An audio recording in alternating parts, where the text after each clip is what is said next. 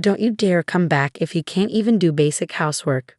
My mother-in-law spat at me, enraged, while I was hospitalized due to a broken leg. The irony was that she was the cause of my injury, yet instead of apologizing, she was trying to throw me out of the house. Pushed to my limits, I smiled and responded, "Oh, I'd be delighted to do that, ma'am." A few days later, my husband confronted her. "Do you have any idea, Mom? Did you not know about Emily?"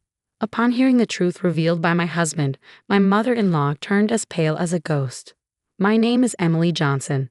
3 years ago, I married Alex, whom I met through a mutual acquaintance. Alex's family runs a diner managed primarily by his mother. His father passed away early, and his mother single-handedly raised him, which I'm sure was a tough journey. Initially, I deeply respected my mother-in-law, but that didn't last long. Even after getting married, because Alex wanted me to continue working, I didn't quit my job. Alex, as the second-generation owner of the diner, was running the business alongside his mother. However, my mother-in-law disliked that I didn't help around their house. A woman who doesn't even help with house chores, even if you're working outside, we all know a woman's salary isn't much. She'd grumble every day. Soon, her constant complaining escalated to harassment. "You don't do chores at all," she'd complain, and when I managed to squeeze in some time for house chores, she'd criticize, "You're not doing it properly at all. Do you even care?" Even though I thought I was doing a decent job, it was never good enough for her. She'd berate me, calling me a useless wife who can't do housework, and at times she would lecture me for hours.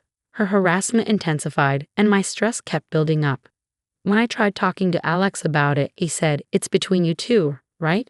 Don't drag me into this, staying out of it." Then one day, an incident broke out. The diner was closed that day, and my mother-in-law left early in the morning to go somewhere. As evening came, I received a sudden call demanding me to come and get her. The call ended abruptly before I could even refuse, leaving me with no choice but to reluctantly head to the train station. When I finally reached the station, she did nothing but complain all the way home, accusing me of being late and complaining about the heating system. It was nothing new, so I just nodded and shrugged it off. But I guess that got on her nerves. What kind of attitude is that? Don't you think it's disrespectful to your mother-in-law? In a fit of rage, she raised her hand against me even though I was driving. "Ouch, stop it, I'm driving, you know." "Quiet, don't you dare talk back to me." My pleas fell on deaf ears as she was blinded by anger. Not satisfied with her slaps, she tried to kick me hard, but her foot hit the steering wheel. The next thing I knew, I was in a hospital bed. "Where am I?" I asked the nurse who was changing my IV drip. Apparently, I had been brought to the hospital after a car accident. I had broken my right leg and suffered cuts and bruises all over my body. "How's my mother-in-law?" "She's only got some scratches. There were no other injured persons." The nurse's words relieved me a bit. However, when my mother-in-law came to my room, she started yelling, "It's all your fault that I got injured. You need to pay me compensation." She screeched at me the moment she saw me. "Where did you get injured?" I asked. "Right here," she said, rolling up her sleeve to reveal a small piece of gauze. On the other hand, I was confined to my bed, unable to even get up. The accident was her fault. Out of nowhere, she lost her temper and hit me while I was driving, leading to the wreck. But there wasn't a single word of apology from her. Far from it. On top of being good for nothing, you want to be a nuisance to your own mother-in-law. You're nothing but a god of pestilence. I never liked you from the start. Don't you dare come back if you can't even do basic housework. The moment I heard those words, I felt something snap inside me. "Oh, I'd be delighted to do that, ma'am." The words slipped from my mouth before I even knew it. My mother-in-law just stood there with a stunned look on her face. "I won't be returning to your house. I'm going to divorce Alex." "Thank you for everything until now," I said, bowing slightly. My mother-in-law was jolted back to reality. "Oh, how unusual for you to listen for once. Yes, just as you say, I'm useless and worthless." "I don't belong in your house," I said, pretending to be downcast. My mother-in-law left the hospital room, saying, "Oh, I see," unable to say anything further. Even after that, my mother-in-law kept coming to my hospital room and complaining, "You'll end up on the streets if you can't come back to our house. It'll be too late to regret it then." "Yes, you're right. It would have been better if you had done this sooner. You're absolutely right. Are you listening?" While my mother-in-law kept complaining, I was casually ignoring her and sitting on my phone. This happened several times. A week after I was admitted to the hospital, my mother-in-law came to my room to complain as usual. Just as I was ignoring her as usual, my pale-faced husband Alex burst in. "Oh, it's unusual for you to visit. What changed your mind?" "What on earth is this?" Alex asked, holding a divorce paper with my details already filled in. "Oh, Dad, I asked my family to mail it. I'm glad it arrived just fine," I replied. "Why all of a sudden?" Alex asked. I relayed to my husband what my mother-in-law had told me. "And to think, Mom, did you not know Emily earns way more than I do?" My husband turned pale as he asked this in a shaky voice. "Yes, I've been working for a large corporation since before we got married. I've diligently worked and achieved decent results," I explained. "So I hold a fairly high position now. My salary reflects the toughness of the job and is, as my husband put it, quite substantial. But she doesn't look like she earns that much, does she?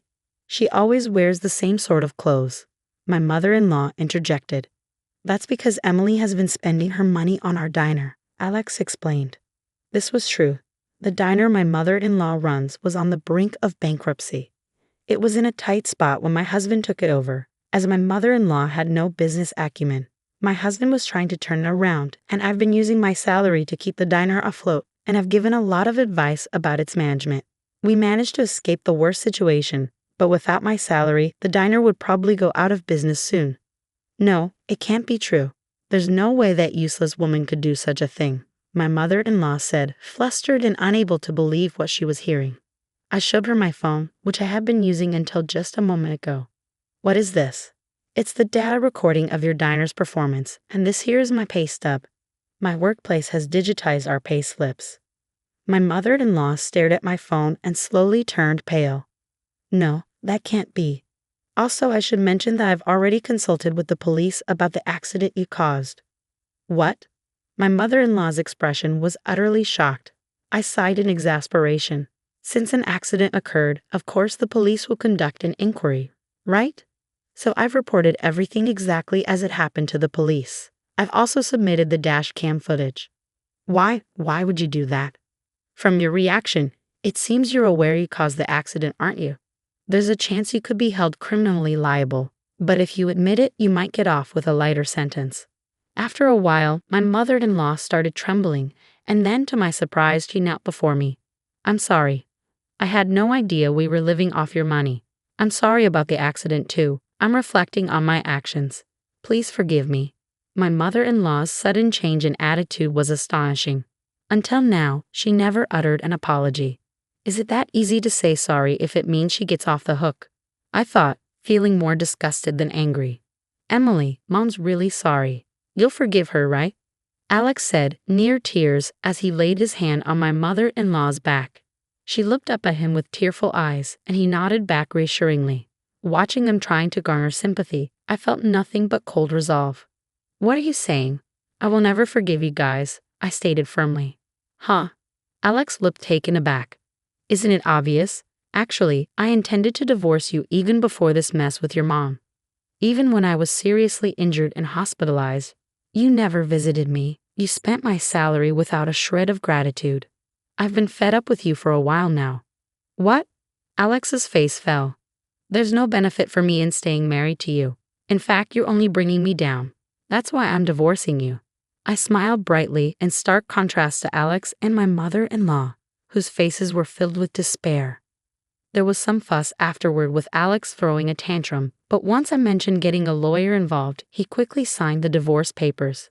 He should have just signed them without making such a fuss. I thought I couldn't be more disappointed in him, but the regret of marrying him cut deep. Once they lost my support, their family diner quickly faced operational issues. It shut down in no time, leaving Alex and my mother-in-law in a poor state. My mother-in-law had said she would be left out on the streets, and that's exactly what happened. But it seems they were the ones in that predicament. They sold off the diner for peanuts and moved to a rundown apartment. Having no work experience outside the diner, they could only find low-paying jobs, barely making ends meet. By the way, it turned out that my mother-in-law had lied about losing her husband at a young age. She was quite a player, and her fed-up husband had filed for divorce and left her. Even on the day of the accident, she was out gallivanting with a man. I found out these details from a police officer who was investigating the accident. I have nothing but gratitude for the police who kept up the investigation. My mother-in-law will probably be charged with some crime at some point. Already living a miserable life, if they end up in police custody, they would surely face ruin. Perhaps sensing this, I received a plea for reconciliation from my ex-husband after our divorce. If you continue to bother me, I'll have the cops come for you and your mother, I threatened him.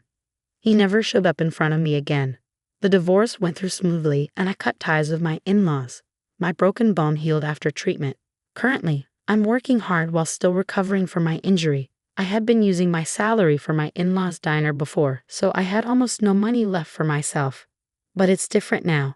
Working for myself and being able to spend money only on myself, I had no idea how much happiness this would bring. I'm thinking of valuing myself more, and if I can find a partner who values me, I'm considering getting remarried.